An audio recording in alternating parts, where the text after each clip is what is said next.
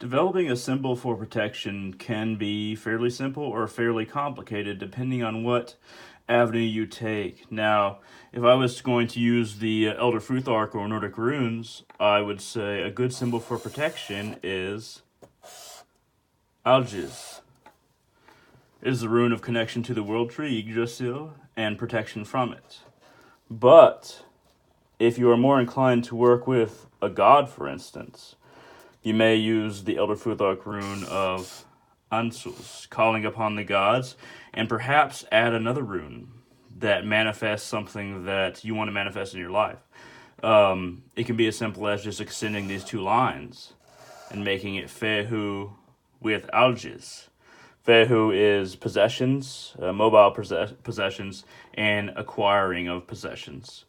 If you wanted to protect this and allow it to flow, you might use Lagos and allow this symbol to flow wherever you place it. And Lagos is a symbol of water that allows the whole kind of rune word to constantly cycle through whatever problems you're dealing with. Now, you might want to even draw a picture of something as far as a protective symbol. So, if I was going to call out to the god Thor and recognize him and ask him for protection, I might do a basic drawing of Mjolnir.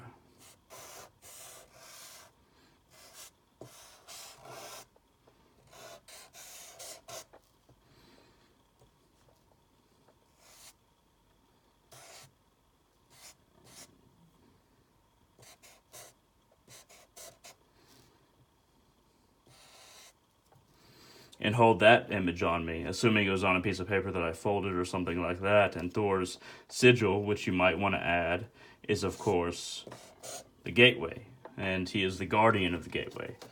Now, if you're going to use a different method, and you're not going to use Nordic, runes or sigils, maybe you're going to use magic. I think that I would recommend using symbols like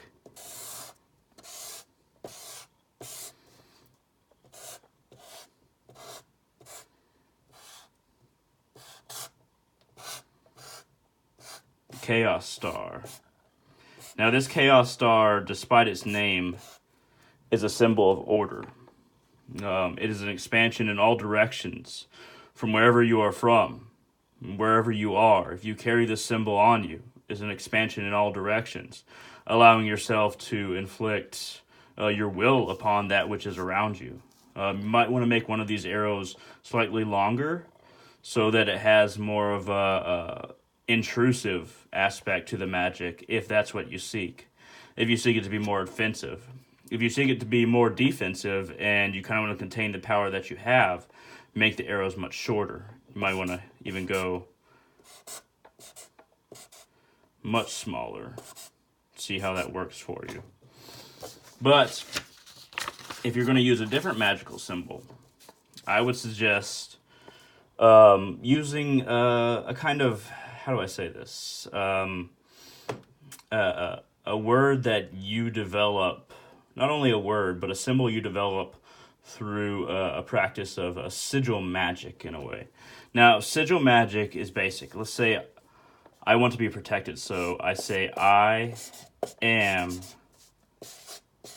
protected.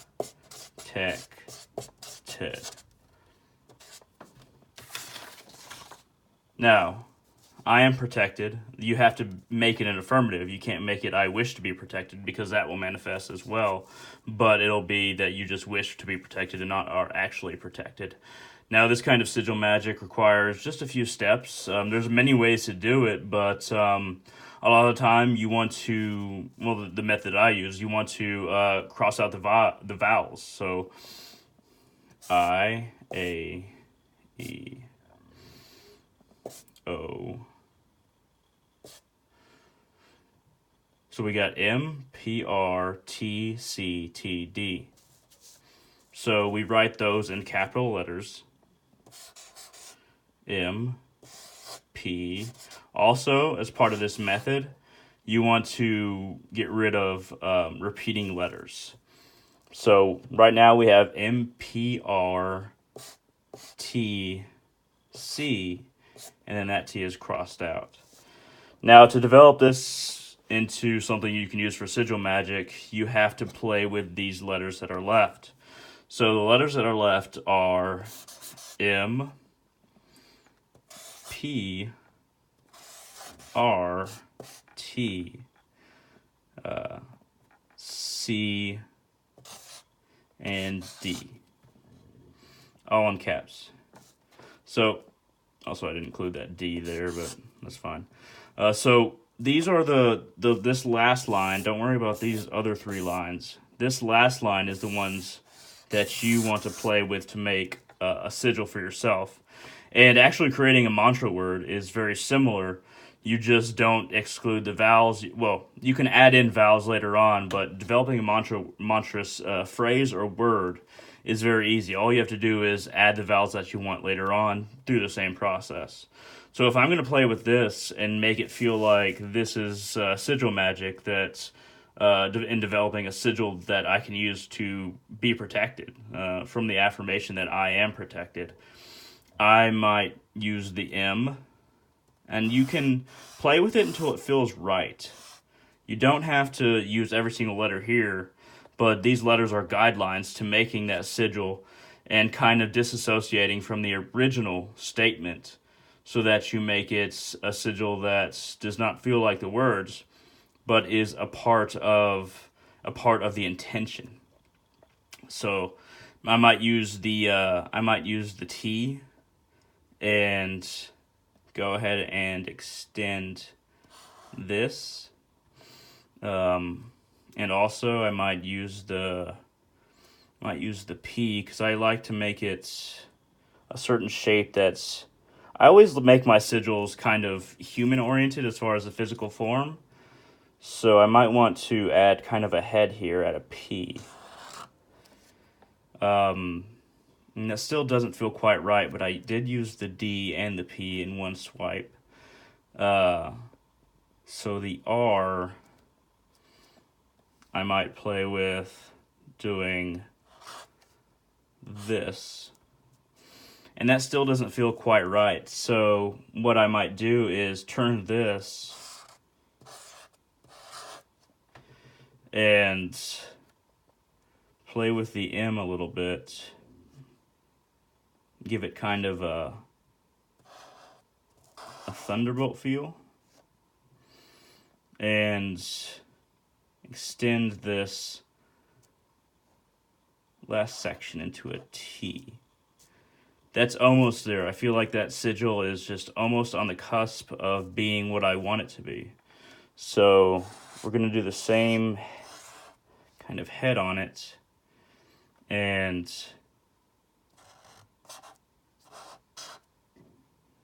that. And let's see.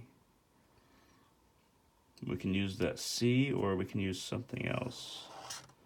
Use that C in a kind of broad scape, like a hill beneath the person.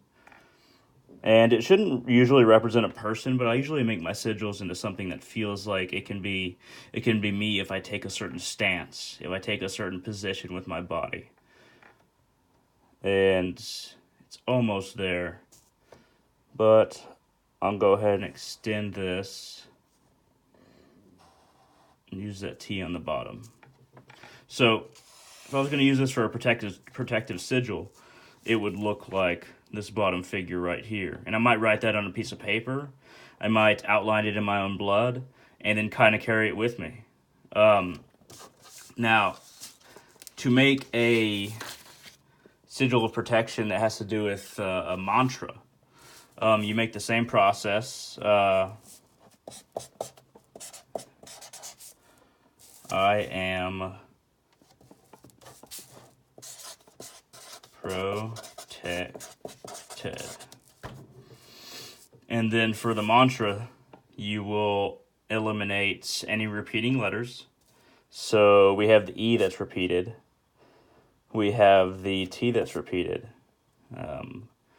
And that's all I can see for now. So if we're going to write that in, you want to eliminate the vowels. I, E, A, I, O, U, basically. So after we've eliminated the vowels, we're stuck with R, T, C, and D.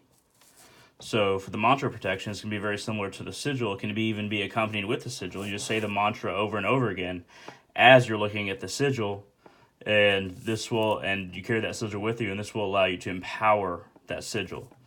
So what we're going to do is, we can of course add vowels later on to make it a word, but to give you an example, and then we might add an A here, so ma. And it should really be able to roll off the tongue, so mapri.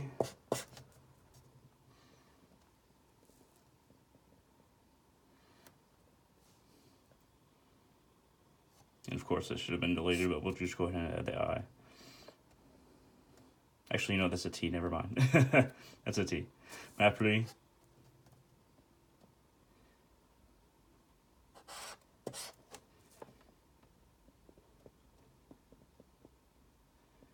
Ta. Tak.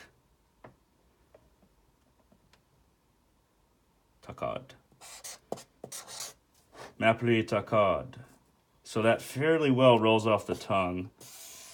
But you can play with this original statement all you want in order to make it more roll off the tongue. So if I was going to focus on the previous sigil and use a mantra with it as well, then I would focus on the sigil, look at it, the sigil right down here, and I would basically say, Mapri takad, Mapri takad, Mapri takad. And you can add different languages as far as how they pronounce different letters in order to help it flow. So if I was going to say in regular English, it would be Mapri takad, but I could say Mapri takad, Mapri takad, Mapri takad. And then the focus need not be you focusing on the idea of protection, but you focusing on saying this mantra and focusing on the sigil in order to produce a protective symbol for yourself, both in the sigil itself and in the mantra. So you're developing two parts to a grander whole. And this is just an example.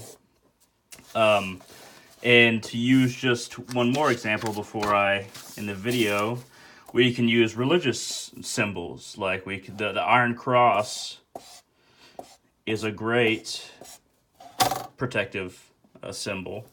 You might also want to use, depending on what you're associated with, what you use in your spirituality, the Om symbol.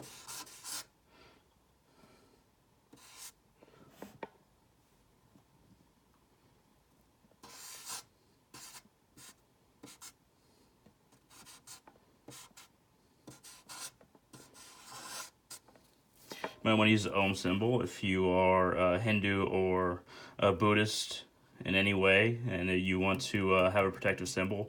Om is a very powerful symbol.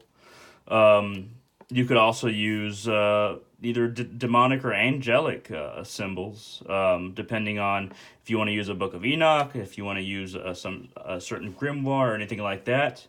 If you want to kind of represent the goddess and have the goddess in your life, you may want to use a traditional Wicca symbol. And that represents both the cycles and the feminine aspect of things. And you could even, if you're going to use blood magic, you could even fill these different parts up, depending on if you use that or not. But no matter what tradition you're a part of, you can find symbols to carry on you, just writing them on a piece of paper like this, cutting them out with a knife or something like that, or scissors, and empowering them by looking at them constantly. Whenever you feel in doubt, whenever you feel like you need an extra boost, look at a sigil like this, look at a symbol, and really channel what that symbol or sigil means to you, and accept that as kind of the pictorial mantra that you hold in your mind when you need it. At any rate, thank you very much for watching. This has been kind of a scattered video, kind of a random video, but I hope this has helped you, develop a symbol for protection in your life. If you have any questions, comments, concerns, feel free to shoot it down in the comment section below. I'd love to hear them, and I hope to see all of you on my channel in the future.